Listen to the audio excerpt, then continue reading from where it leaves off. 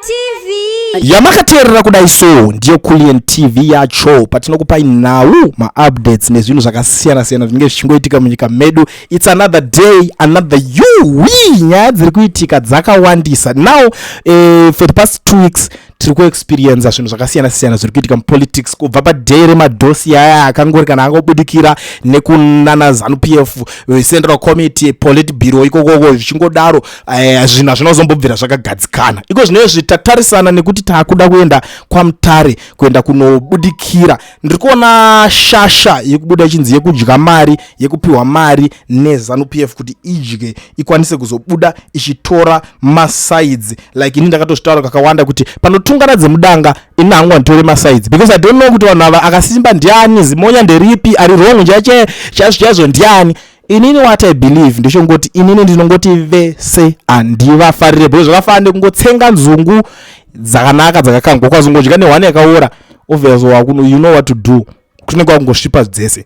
Panapa Themba Mliswa is complaining zvakanyanyisa, ari kurwadziwa nekuti haasi kubatwa zvakanaka nevanhu vaari kususpecta. Iye ari kutozvipira kutaura kuti Zanupf yakamitira zvinhu ari kuti zvoni they came for socialites, I did not speak because I wasn't one. And then they came for trade unionists and I did not speak because I wasn't a trade unionist. They came for Jews. I did not speak because I was not a Jew. Then they came for me and there was none left to speak for me.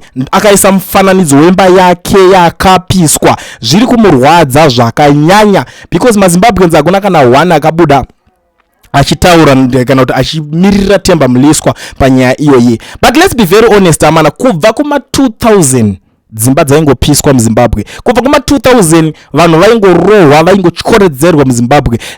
Muimba yaMnangagwa kusanyati uku manje zuro ndizuro yakapiswa and Themba anaombobuda achidefenda nyaya yemba iyoyo. Why? Because iye I believe kuti haasi part of team anani ana Mnangagwa. Vanhu veopposition vakawanda vakaitwa zvakasiyana. Imba yamadzibaba oshanduko yakangoitwa zvese yakapiswa. Haana kubuda achitaura kana kuti kurwadziwa nazvo kana kuuya achinotaura kuti zvamaita izvi zvakashata, haana kuda kuva rebuke. Nhasi chasvika kuside kwake ndo paakurwadziwa akutaura kuti zvoni zvinhu zviri kuitika izvi hazvina kumira mumushe, ndaitomboignora vachiitira vamwe but inini handina kukwanisa kuda kuita se kuuya ndichitaura. Now ndiri kuona maZimbabweans akawanda vari kutaura kuti right, yes you have never spoken for us indeed, welcome to the club. Vari kumugamuchira kuti uyai masvika kuside revanhu vanosafiswa zvakanyanyisa these people. And the other thing ndiri kuona panapa iri kutaura kuti zvoni you were silent and neutral when everyone was being persecuted by your kin and kin. Now that is sword has been turned against you. Why complain? You choose to dine with the devil. Why cry when your devil preys on you? Your devil is justified in viewing you as part of menu. Wakaenda ukanozvikanda ungajambira mlines den of what matimuda unetsana imwe shumba iyi watiri kuita sei yakadhakwa ngembomire toda kudya neme yacho iri kudya. You know what, that thing man, unongotamba nevanhu vanonyudza. Like I always tell people vanoti saka zinikidizano yakazvaso mukutamba nevanhu vanonyudza havatye kuuraya vanhu. That's who they are. Havatye kurwa vanhu, ndo zvavatori. And then the other thing ndiri kuona panapa imwe nyaya iri kubuda pari kunzone right, you accepted the 30 pieces of silver, eat and stop creating drama. Makatambira kacheuviri itai zvamuri kuita iyoyo, musamutuudze musha warwadza sabhuka. Dzimba dzaipiswa kubva kuma 2000 so said kuti vakatadza kubata urimo. Ndo nyaya imwe iri kutotaurwa nevanhu.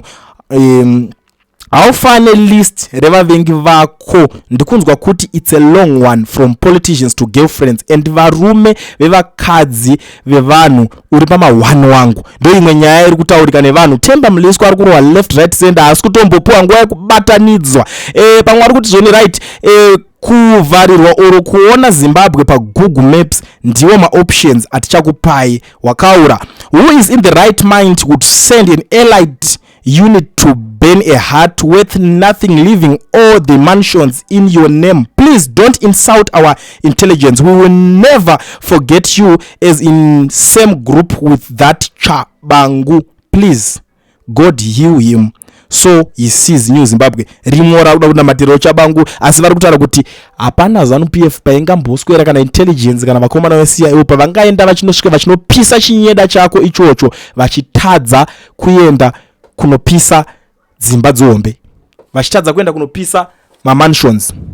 Ndo dzimwe dzenyaya dziri kutaurika panapa. Saka pari kunzi Themba regedza kuti jairira kuda kutiitisa zvinhu zvisiko iwo kuda kutiona kunge takadzungaira siyana nekuda kuti because imba yakambobvira in last time I still remember ichinzi yarowa nemheni. You guys remember that, right? Themba achiti imba yake yarowa nemheni achiti but thank God kuti hapana zvakaitika inyaya yengoriwo mheni, right? Vari kudaro kuti zvoni aiwa mira shamwari, you are on your own. This is a fight I joined because of greed. Don't try to recruit us into joining your side. Pawaidya wega nasi zvakuzvimbira wave kuda kuti tikubatsire inyaya yekuda kupuwa cheuviri munopera komana siyanai nazvo munoparara. You are irrelevant Themba both in Zim and outside Zim, but that's why you even lost elections as an independent haungarwisi general pawakati maapa. Ndo imwe nyaya iri paavana vasi kuda kumbomuningirikina vakomana kamba keuswa ikakaka kekumaruzevha ikakaka kane basa reko ingori warning yawakapiwa chetewe hondo ichiri kumberi relax. Komana msada vaziva msadaro komana Themba uko ari kutakurwa left right center. I'm telling you zita renchef tarionawo list yevanhu vakubira nyika asi ndosaka mava pro zvigananda. Vanhu havasi kunakirwa nenyaya iyoyo. Hanzi kamba kako ndeke kumaruzevha.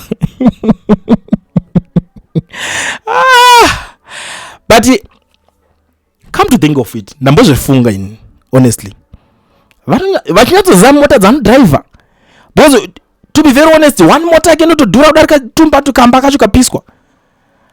Pandinetsa to be very honest. Ndisi kuda kutombokunyeberai ndatomboshaya kuti ndotangira papi nyaya yacho.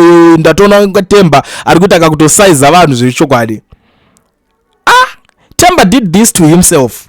Themba is a thug, a person whose claim to ZANU-PF is his uncle Didmas Mutasa, who is also a thug. Hapana hondo yavakarwa, yet you are wealthier than real war veterans. What did you sacrifice for Zimbabwe independence? Ayo mainzwe ijasvika mukomana anza atone pfuma yekutoreba kutodarika varwi veho. Ina ndizozive kuti pakazoshandiswa criteria dzipi kuti vamwe vanhu vakazongopinda vakupfuma nepolitics kudarika vanhu vakanorwira nyika. Because inini what I believe chakatosumudza ma-war veteran ayo kuti toda kuenda kunorwira nyika kuti isununguke, toda kunorwira nyika kuti tiite something, tiite life iri better. It was because vaidawo kuti vazobudikira vachibudirira vachirarama life inoonekera, but zvakazongoenda nepamwe. Izvo zvindopeta kunzwa nyaya dzanaThemba, but Themba wacho ari kunzi ari 10 times richer, 5 times whatever richer than my war veterans. Itaipipi inenge ichiitika iyoyo pada kuongororwa kaipapapo kuti upfumu hwakahwana kupi Themba nezera rake rari. Themba ngona mudiki kai ini naThemba tongononge tingori same age boys kumwe kwacho kwete pamakore akanogona kuzowanda, but anogononga tiri same age boys.